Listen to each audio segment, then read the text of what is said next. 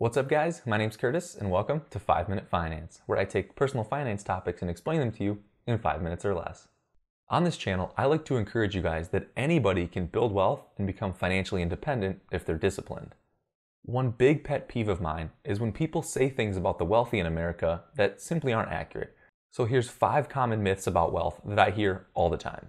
Easily the most cited myth about wealthy people in America is that they inherited their wealth, and the only way to get ahead is to have a rich family. Obviously, some people do become wealthy through inheritance, and I don't think that's wrong. I think everybody should have a goal to build generational wealth that they can pass on to their family. But with that being said, a study conducted by Dr. Thomas Stanley, author of The Millionaire Next Door, concluded that only about 20% of millionaires inherited their wealth.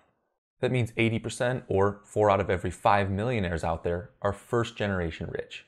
So quit blaming the 20% of millionaires who inherited their wealth and go out and start building your own wealth. Myth number 2 is that you can create wealth very quickly and that you need to outperform the markets in order to build wealth.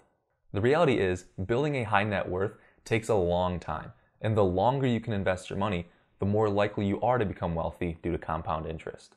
And there's nothing wrong with buying mutual funds that simply match the market performance. There are ways you can beat the market, but it's definitely not necessary. The S&P 500 averages about 7% annually, adjusted for inflation with dividends reinvested. And that is more than sufficient when we're talking about investing long-term over decades and decades. Myth number 3 is that a high income equates to a high amount of wealth. A high income can definitely supercharge your ability to build wealth, but it's definitely not the only factor. Now, I have a full video on income versus wealth, and I'll link it in the description, but I'll sum it up like this.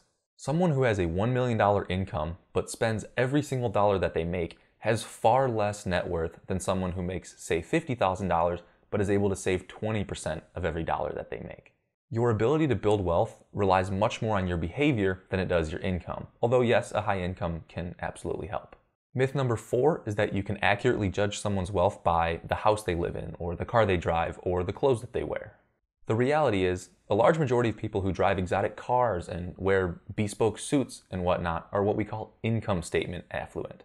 That is, they have a very high income, so they're extremely comfortable making the monthly payments on such items. Those with true wealth are much more likely to live in a modest home in a good school district, drive non-luxury automobiles, and buy their jeans at Walmart.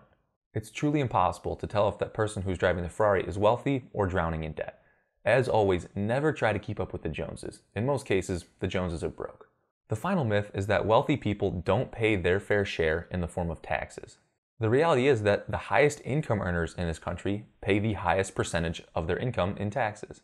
The top 1% of income earners in America account for over 40% of the taxes collected. Yes, wealthy people are very good at manipulating the tax code to their advantage, whether that's through tax write-offs from business expenses, or they hold their investments long-term so they have to pay capital gains tax instead of normal income tax, or a plethora of other different methods. The truth is, the wealthy do still pay their fair share of taxes, whether you like to believe it or not.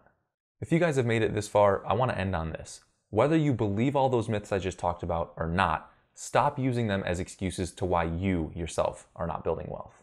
If you actually believe that the wealthy don't pay their fair share in taxes, who cares? Is that truly obstructing you from going out and building your own wealth? It absolutely isn't. If you guys enjoyed this video, it would really help me out if you gave it a thumbs up. And if you're new around here and want more personal finance videos in the future, consider subscribing and hitting that notification bell.